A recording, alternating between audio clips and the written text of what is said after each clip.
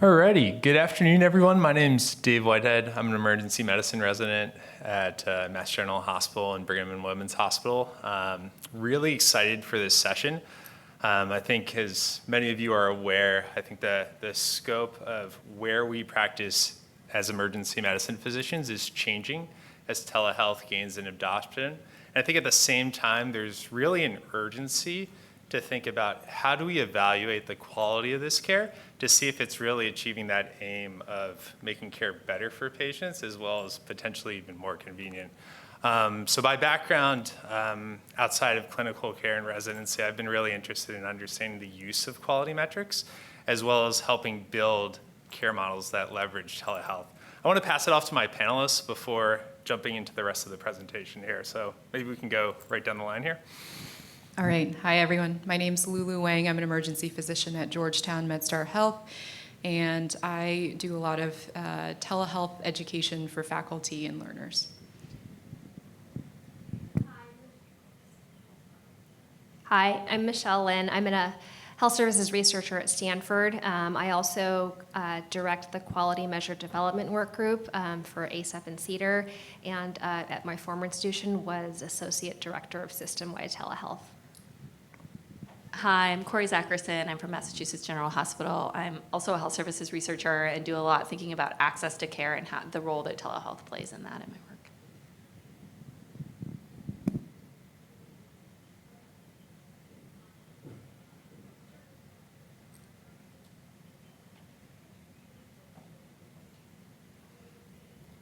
work. Okay, so we'll just get started with a few preliminary slides here. Nothing to disclose. These are the learning objectives. So number one, recognizing the need for quality and safety metrics in telehealth, and then describing some of the barriers to good quality measurement. Second is identifying areas for quality measure development in telehealth using frameworks such as the one developed by NQF. And then third is supporting quality improvement and research initiatives by developing ongoing metrics for piloting.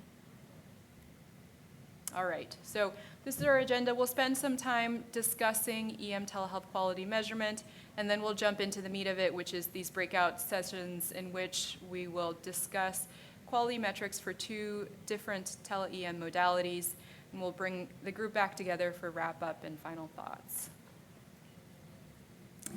So we'll start by giving a brief introduction here. There are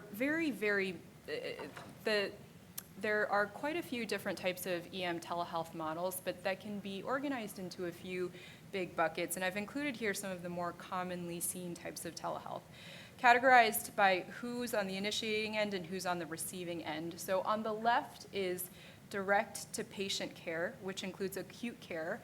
Many of you here have probably interacted with programs like Hospital at Home. Also includes programs like in-home emergency care with capabilities of point-of-care lab testing, imaging, et cetera. Teletriage, followed by telefast track. So for those low acuity patients that a clinician can safely diagnose, treat, and disposition entirely virtually. Post-discharge follow-up, which can include anything from a text-based chat program to remote patient monitoring to two-way audio-video visits, and then tele-urgent care.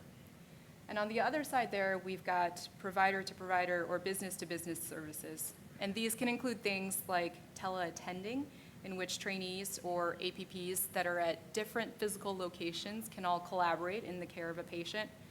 A hub-and-spoke model, which we see frequently, in which an expert or a specialist at a hub institution is able to provide expertise to providers at spoke facilities. Tele-EMS, which allows first responders to treat on scene with input from a physician via video, so seen in the CMS ET3 model. And then finally, teleconsultation. So fill in the blank here, right? Any specialist that is not on-site in-house, telestroke being one that we encounter a lot in the ED. So big picture here is there's quite a diversity of EM telehealth programs, and that's something we'll keep in mind as we start discussing these quality metrics.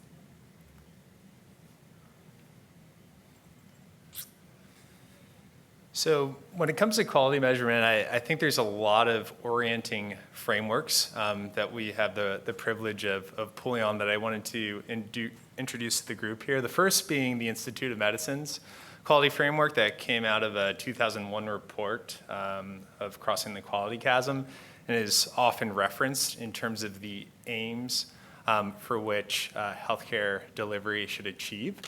The second of which Lulu had mentioned, that being the National Quality Forum's Telehealth Measurement Framework.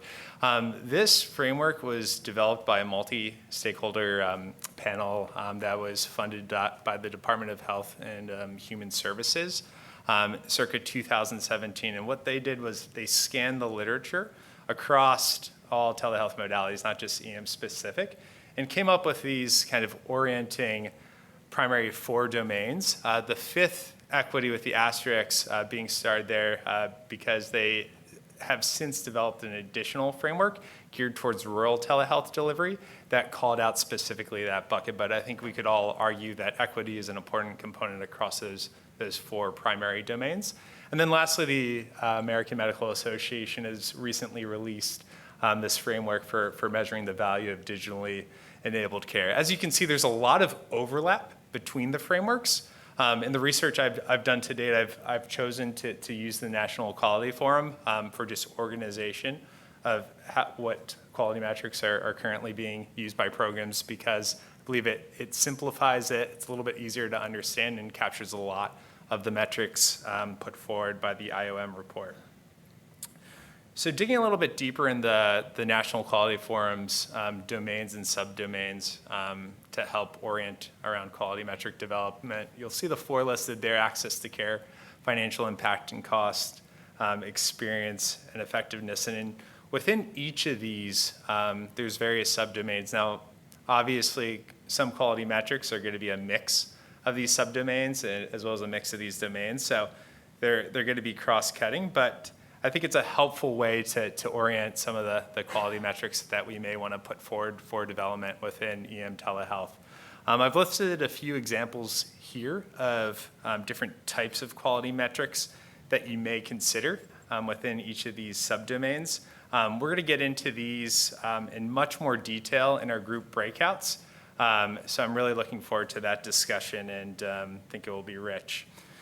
So in terms of trying to understand, so what is being done for quality measurement within EM telehealth modalities? I worked with Kori Zachrison here, as well as Emily Hayden, who was unable to join, and trying to understand what institutions are doing in terms of monitoring their quality. And we were able to hold 8 qualitative interviews with primarily academic and urban institutions, surveying them across their telehealth service lines that were staffed by emergency clinicians. And the results on this table, kind of using that NQF framework, really show that there's variation in terms of the use of quality metrics across these kind of key content areas. As you can see, experience was the most often measured, followed by access to care and effectiveness, with financial and impact related metrics being the least measured there. And another thing that we considered when thinking about quality metric development is what are the main barriers? I think many of us know that it is costly. There was a recent report that showed approximately $40,000 per physician in an ambulatory care setting was spent on collecting quality metrics and reporting that.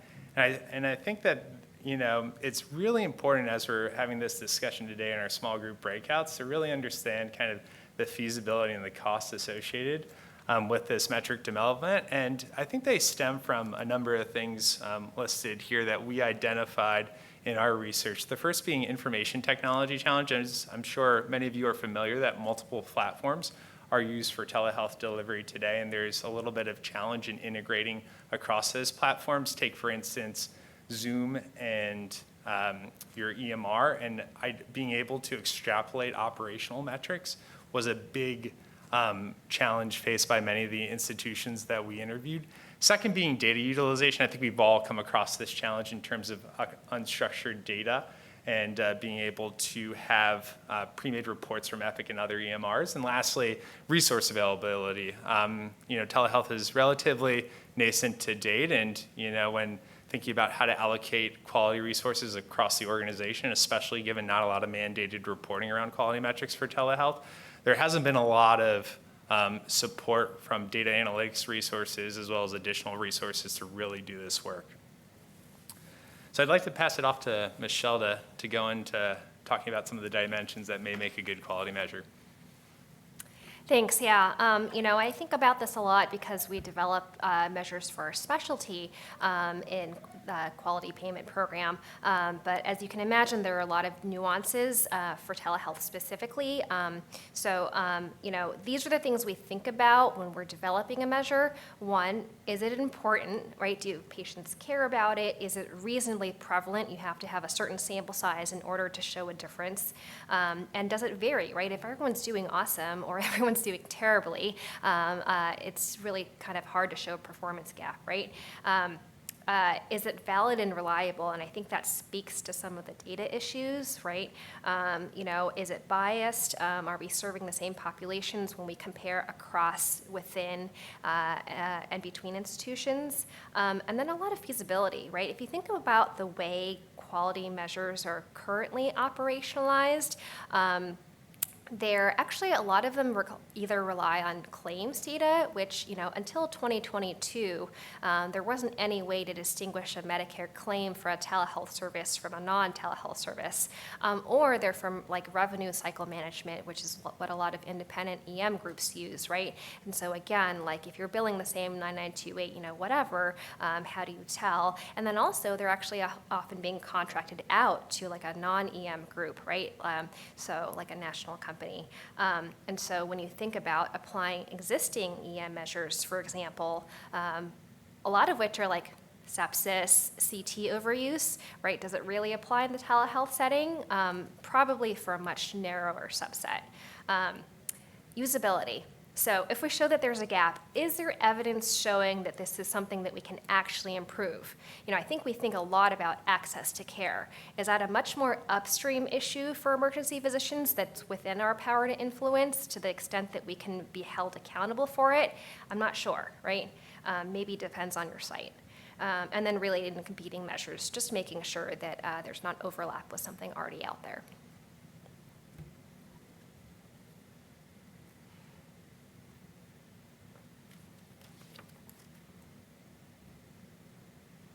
All right. So one way we've thought about framing quality metrics at our institution is by mapping out the metrics to, as Michelle just alluded, modality dependent versus modality agnostic, right? So if we look at an in-person visit versus a virtual visit, the clinical decision making is the same in both, but there are some things that are unique about the telehealth setting that we can try to codify here. So looking at those 4 buckets here, right, there are some quality and safety issues in which the metrics applied to virtual and in-person are identical, they're congruent. So a good example is antimicrobial stewardship, right? For sinusitis, let's say. We're applying that with the same rigor and the same metric in both situations. Then we have metrics that overlap but aren't quite identical. An example of that would be left without being seen rate, which we do measure in the emergency department, but we measure slightly differently on our on-demand virtual care platform. If a patient leaves without being seen or has an incomplete visit, but then shows up to the emergency department afterwards, that's a consumer behavior that's slightly different from how we would interpret that number for in-person visits. Other metrics are unique to virtual care. So, for example, care transition safety metrics. Let's say I see you on our urgent care platform. I think you need to go to the ER, but you don't decide to go. Or example would be misapplication of clinical appropriateness. So I actually decide that we have completed encounter on our virtual care platform, but there actually wasn't enough information. We actually need additional data to make that safe disposition. Or technology failures, right, which I think any of us who have done virtual care have seen, unfortunately. So some of these are quite unique to the virtual platform. And then finally, we've got some metrics that are additive. And these are safety metrics that are enterprise-wide and open up to a more systems thinking approach when it comes to metric development. So these are metrics that maybe telehealth actually has the unique ability to improve on. Example would be door-to-doc time, right, with teletriage programs, or door-to-TPA time with telestroke or mobile stroke units. So these are four just main buckets here, either unique, identical, similar, and overlapping, or metrics that can mitigate risks and improve on current metrics. And the key is to remember that when we're looking at developing metrics for telehealth and adopting from in-person care, which we often do, the comparator is not always in-person care, but often no care at all, which is the alternative for many of our patients. So more specifically, an example here, this is a quality and safety metric that we developed at our institution. We were faced with the problem of a potential quite large blind spot, which is not knowing what happens to our patients after we see them on our virtual urgent care platform. Right, so this is a comparator of patients who left without being seen, plus what happens after they leave our virtual care platform. So this captured about 6 months of data, around 12,000 visits. The top left are patients who leave the virtual care platform without being seen or an incomplete visit, and then did not seek in-person care afterwards. And this is risk, right? Because we don't know if these patients were sick, we don't know what ended up happening to them. Bottom left are patients who left without being seen, but then did receive care afterwards at an urgent care or ED within our system. Top right are those who completed a visit. Gray is those who had an appropriate disposition in care navigation. They completed the visit, we didn't see them again in our system for the same complaint. Orange are patients who are referred to in-person care, but then didn't show up.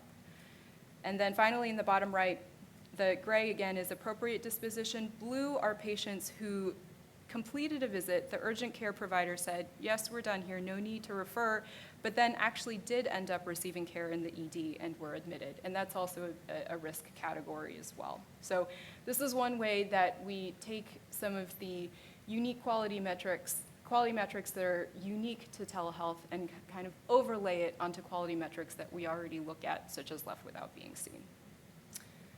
All right, I will turn it back to Dave here.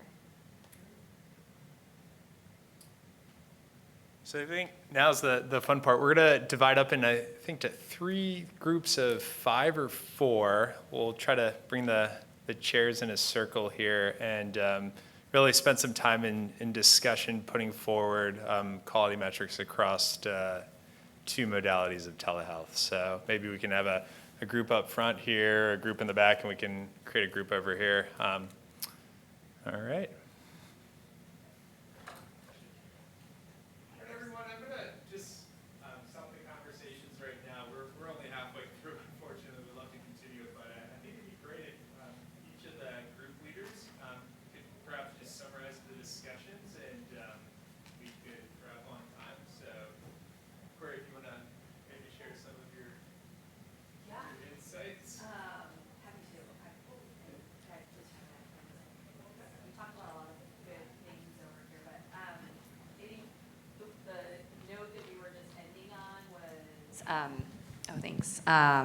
Thinking about feasibility and just like there are like Michelle was commenting that there's just like really actually a paucity of quality measures that are feasible to capture in an area where there's a gap and that are like important to measure. And so how to, just like thinking about that and thinking about making sure that the things that we're saying are important to measure are also feasible to be capturing.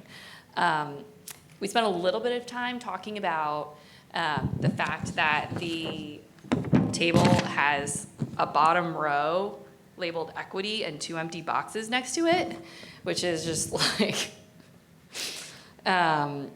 laughable and sad. But there was a suggestion that one way to think about that might be to think about the demographic composition of patients being served by telehealth and to compare that to the demographic composition of the patients being served by the hospital or the demographic composition of the hospital's catchment area, and to look at how those vary, and that might be one way to start understanding that.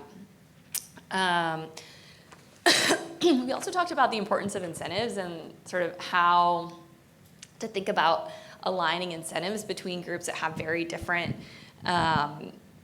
goals. And our role was as the chief quality officer of a hospital, and so one member of our group reflected on their experience of actually being a telehealth provider in a situation where their goal was primarily like financially motivated and trying to prevent patient transfers and help hospitals keep patients in-house and keep the DRGs. And so they got very little or maybe no feedback about safety or patient outcomes otherwise, and the way that their system was set up really didn't prioritize that.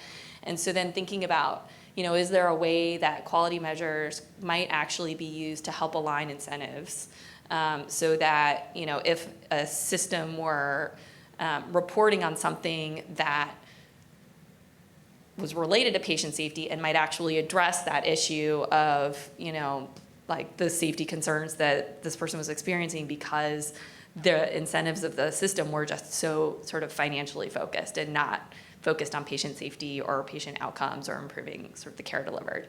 And so is there a role for quality measures to be sort of one way of addressing that issue? Anything else that I missed? Yeah, cool, thanks.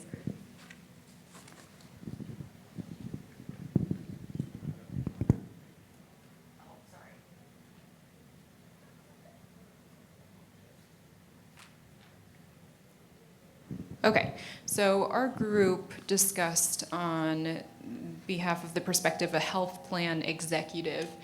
The most obvious one that jumped out was visit cost to health plan. But then as we started discussing further, a number of these metrics, while not directly related to the cost of the visit or directly related to the cost of the health plan, are still fairly salient to a health plan. So some of the things we mentioned were the idea of if you are an executive at an integrated health system or a payvider system, then you want your patients to remain sticky to your system, right? So some of these items like wait time or patient experience are actually quite important.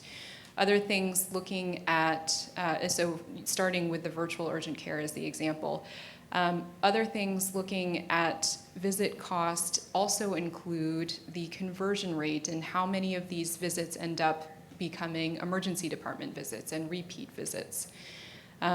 Looking at ED virtual triage, items that we mentioned were utilization rates. So understanding that with teletriage, inevitably you're going to have a little bit of over-ordering.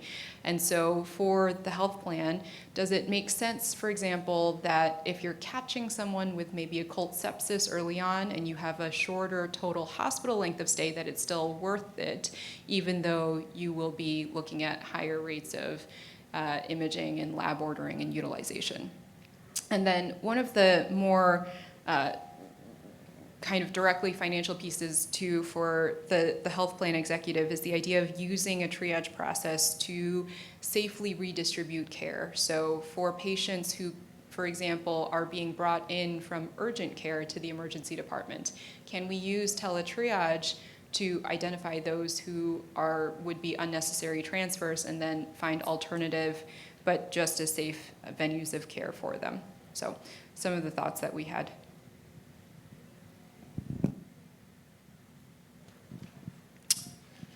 Thanks. And very similar themes in our group that took the role of the emergency medicine virtual care director. I think there was a high focus on feasibility of collecting the quality metrics as well as the ability to take action on variation. And so the theme of antibiotic stewardship came up, and the recognition that there is described variation of antibiotic prescription rates for URIs, which were commonly treated in the virtual urgent care setting, and the ability to potentially develop educational initiatives to decrease that variation and improve quality of care.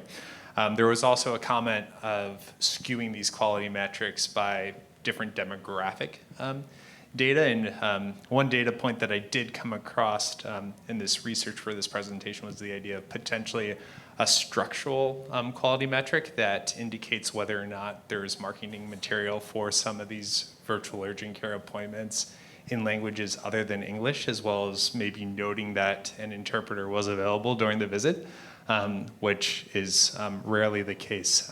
So many more insights that came up in our discussion, but I'll cut us off there. I think it was a really rich discussion. Thanks everyone for coming out. If you wouldn't mind, there's like one last section. If you could just fill that out with some of your background information and leave behind the papers. We'd love to just summarize some of the insights from the session and share it back out. Really appreciate it. Thank you all.